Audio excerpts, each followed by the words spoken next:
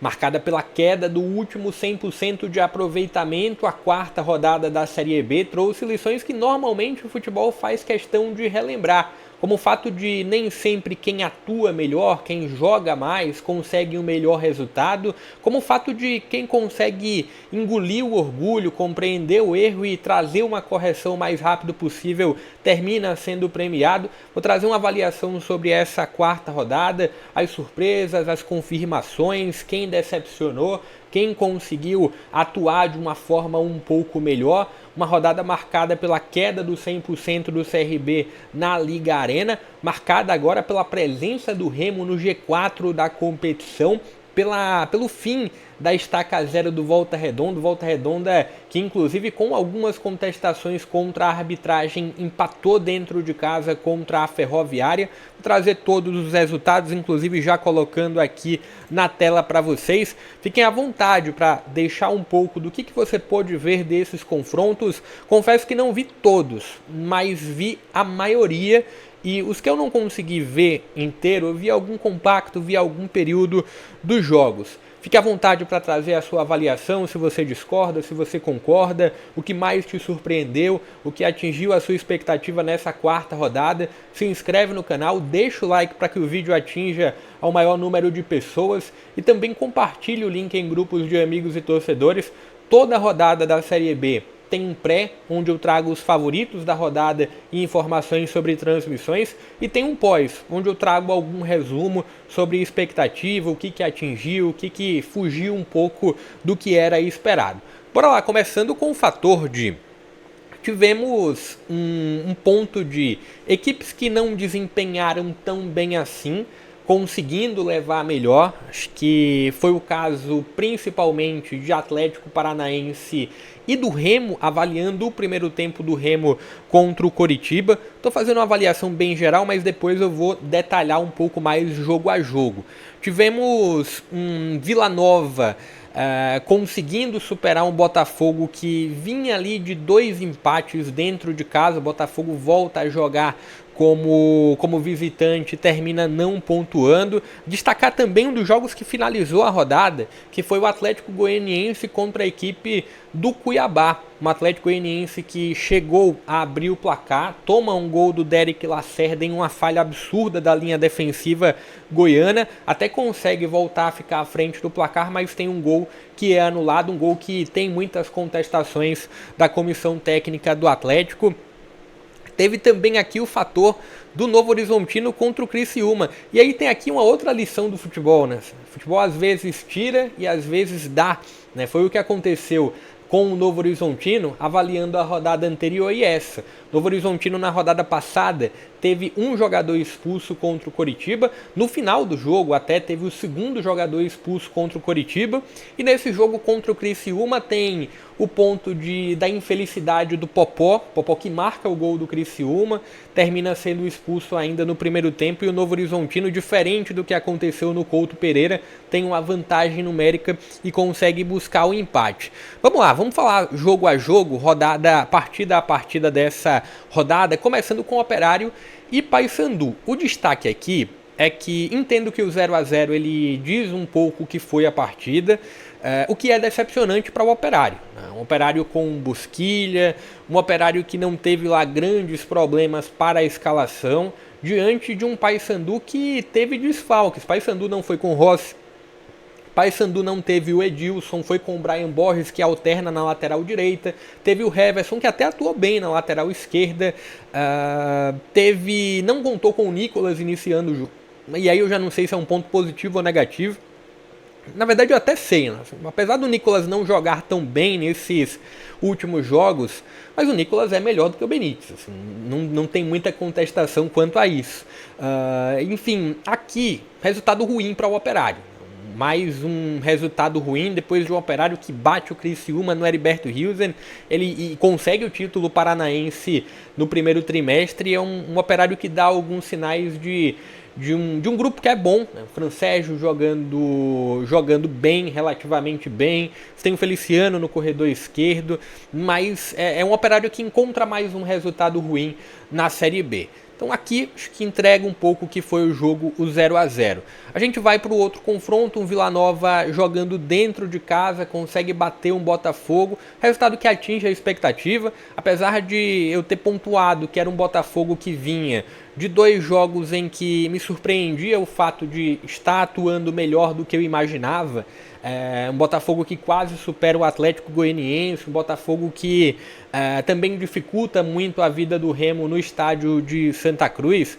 A gente tem aqui um fator de um Vila Nova que consegue desempenhar muito acima da equipe de São Paulo e de fato um Botafogo que mostrou a cara que eu esperava na Série B. O pior jogo do Botafogo na Série B foi esse contra o Vila Nova, sem nenhuma dúvida, bem abaixo da equipe adversário. 2-0 entrega bem o que foi o jogo. Chapecoense e Atlético, ponto de lamentação, e a minha grande decepção da competição é a equipe mineira.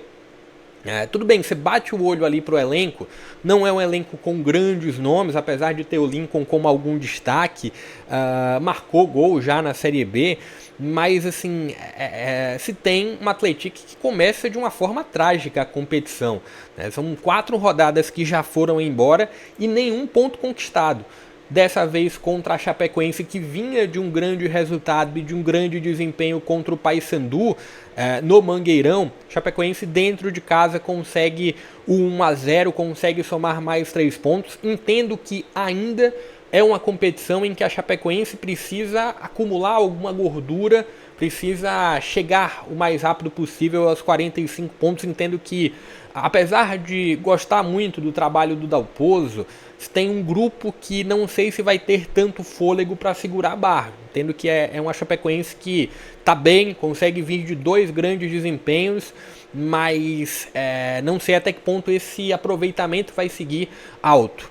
O outro jogo, Atlético Paranaense contra a CRB, um jogo que inclusive tem um pós disponível aqui no canal.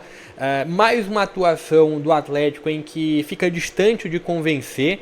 E aqui é o fator de nem sempre vencer é tudo no futebol. É óbvio, é melhor você jogar as 38 rodadas não desempenhando bem e conseguindo somar pontos e conseguindo vencer os jogos do que desempenhar bem e não conseguir os resultados, que foi o caso de uma outra equipe nessa rodada. Mas assim, é impressionante como a equipe do Barbieri ela não consegue desenvolver muita coisa, ela não consegue ter 90 minutos com uma regularidade mínima e com um jogo seguro. Foi um Atlético que abre o placar durante o primeiro tempo, como vencendo nos outros jogos, né? Um Atlético que sempre começa muito bem, mas dificilmente sustenta esse rendimento nos minutos seguintes. O CRB chega a ameaçar e no momento de exposição do CRB, o Atlético consegue fazer o segundo gol, já quando o CRB não tinha lateral direito, botou um centroavante no lugar do lateral. O 1-0 poderia entregar um pouco melhor o que foi esse jogo. A diferença não foi de 2 gols para o retrato da partida. O CRB termina perdendo os 100% de aproveitamento diante do adversário mais complicado que teve entre essas 4 primeiras rodadas. O América 1-0 com o gol do boliviano Miguelito. E foi um jogo que trouxe um recado ao William Batista, que trouxe recado à comissão técnica do América que sem o Bigode, o ataque do América flui muito bem. Stênio jogando muito bem, Miguelito jogando muito bem, Figueiredo atuando bem, Fabinho também jogando muito bem. Um ataque mais móvel, sem uma adaptação de um 9 que o América não tem, apesar de em alguns momentos tentar adaptar a figura do Bigode. Foi um América que conseguiu 1-0, mas o resultado poderia ter sido muito mais elástico. E o que chamou a atenção no jogo é que todo mundo, até quem saiu do banco durante o segundo tempo, parecia que estava correndo atrás do último prato de comida da terra. Assim. Foi absurdo o nível de intensidade, o nível de entrega tática que o América teve diante do Goiás, que não foi intensamente abaixo, mas abaixo no sentido de jogo mesmo, mas foi muito abaixo do nível de intensidade do América, porque o América estava muito acima, o América estava muito pilhado nesse jogo. O reencontro de Wagner Mancini e América, de Juninho e América, Messias também. 1-0, a vitória do América ela foi muito justa, poderia ter sido até mais, poderia ter sido até um pouco maior. Não que o Goiás não produziu, o Goiás chegou ali até alguns momentos do jogo, mas o América colocou bola na trave com o Miguelito, o América teve outras 2 oportunidades com o Miguelito, Fabinho teve chance, Figueiredo teve chance, enfim. Foi um América, de fato, que talvez o melhor jogo do América na Série B. O América, depois daquela derrota contra o Remo, girou a chave e começa a encaixar uma sequência, volta a encaixar uma sequência positiva. Falar sobre a classificação que destaca o América também. Amazonas e Avaí, sinal absurdo de alerta para a equipe do Amazonas, por mais que o Amazonas esteja à frente do Atlético, quem mais me assusta na competição é o Amazonas, porque parece não ter uma identidade de jogo, inclusive passa por mudança no comando técnico, mais uma na temporada de 2025. Quando o Amazonas tem uma proposta de ter a bola, não consegue produzir. Quando o Amazonas tem uma proposta de não ter a bola, não consegue se defender, é algo assustador.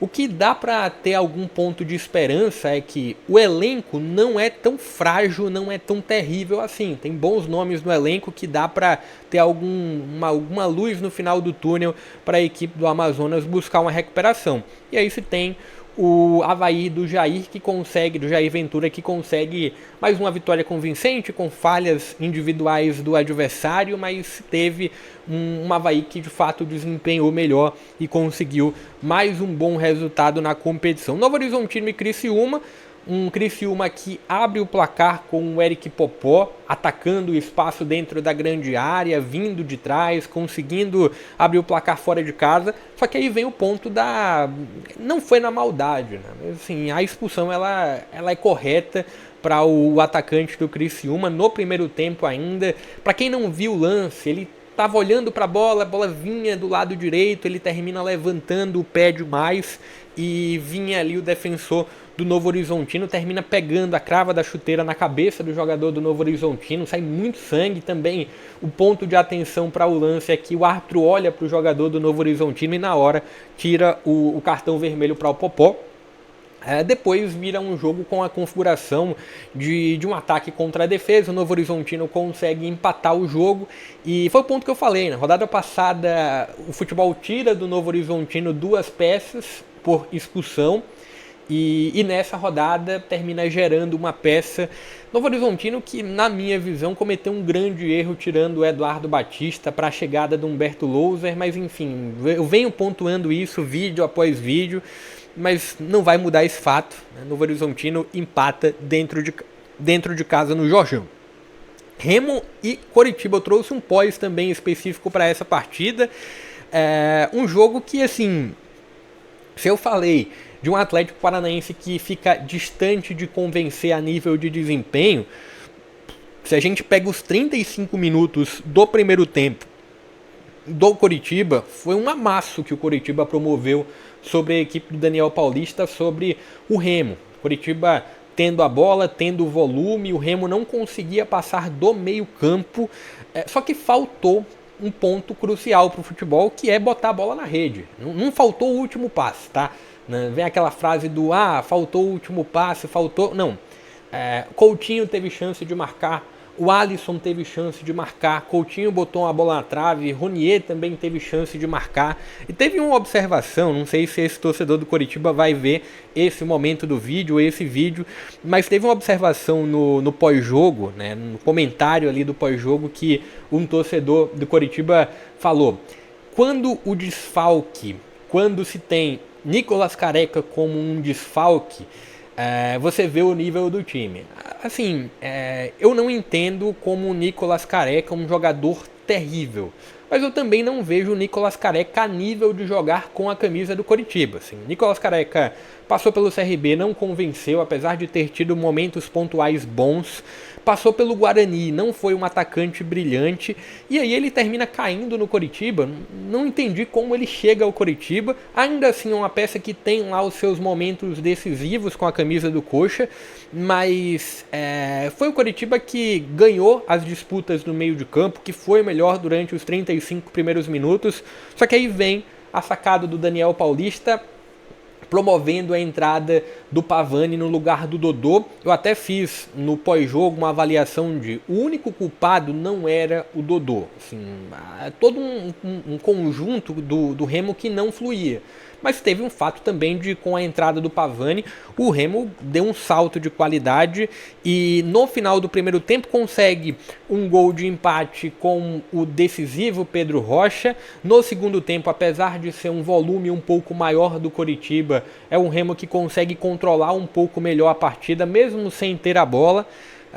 Assim, faltou poder de definição ao Coritiba. Acho que essa pode ser uma frase que define um pouco o resultado ruim da equipe paranaense. Atlético Goianiense 1, Cuiabá também 1, jogo marcado por uma contestação contra a arbitragem na reta final. O Atlético abre o placar, o Cuiabá, empata o jogo com o Derek Lacerda, com a falha defensiva coletiva e também individual do Dragão. Acho que o lance, o gol anulado do Atlético, ele não é pode até gerar alguma discussão, mas eu entendo que não foi um absurdo ter sido anulado. Acho que está ali dentro de uma interpretação 1-1 para esse jogo, né? Mais um resultado ruim do Atlético, que empatou contra o Botafogo em Ribeirão Preto, que perdeu para a Ferroviária na Fonte Luminosa e agora empata voltando a Goiânia contra o Cuiabá, que segue invicto na competição. No trabalho do Guto, quase que incontestável na rodada anterior, conseguiu bater o Atlético Paranaense de virada na Arena Pantanal e agora consegue o empate jogando como visitante. O outro jogo, que eu recebi também algumas críticas no sentido de não vai colocar a Ferroviária como favorita. Não conseguia colocar a Ferroviária como favorita para esse jogo. Essa partida em específico eu vi muito mais depois do apito final de Atlético e Cuiabá. E aí eu terminei mudando para Volta Redonda e Ferroviária, então vi ali uma faixa de 25, 30 minutos finais do jogo. Escutei também a avaliação que se tinha na ESPN, se teve da ESPN de todo o jogo.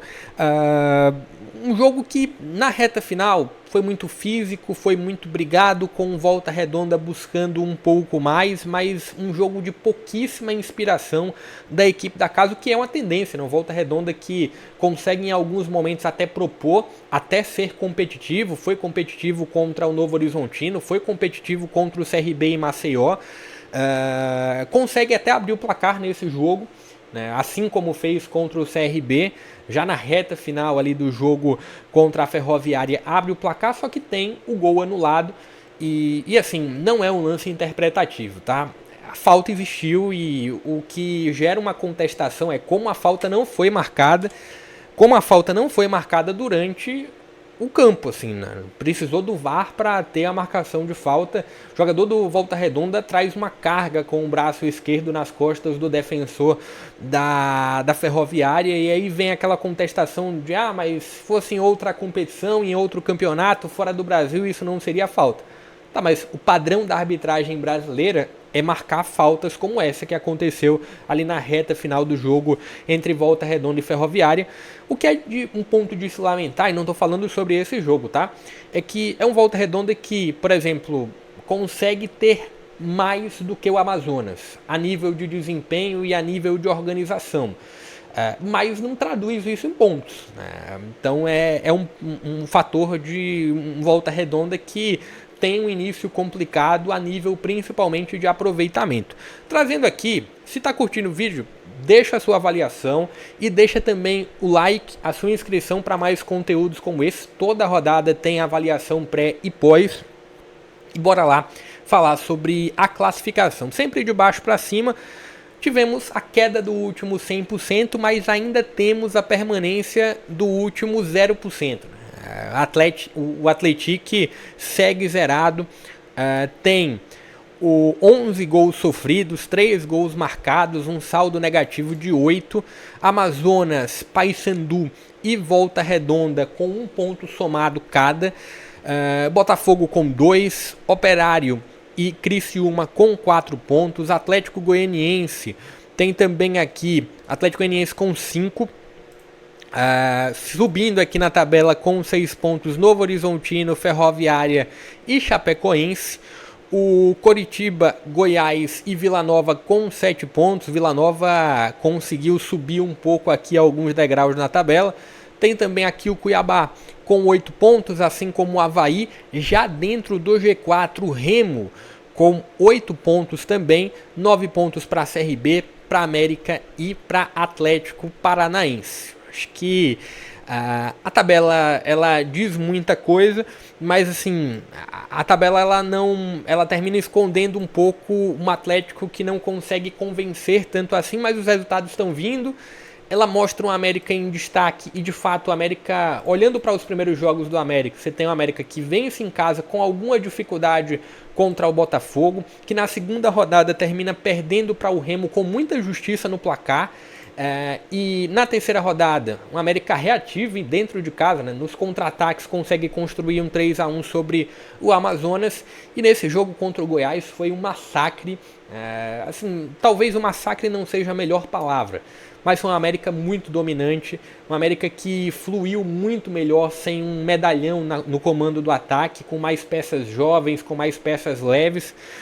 Entre essas três equipes aqui, eu entendo que, avaliando os dois últimos jogos, ou avaliando os dois últimos jogos, porque o América apresentou uma evolução grande nos dois últimos jogos, é uma América que convence um pouco mais.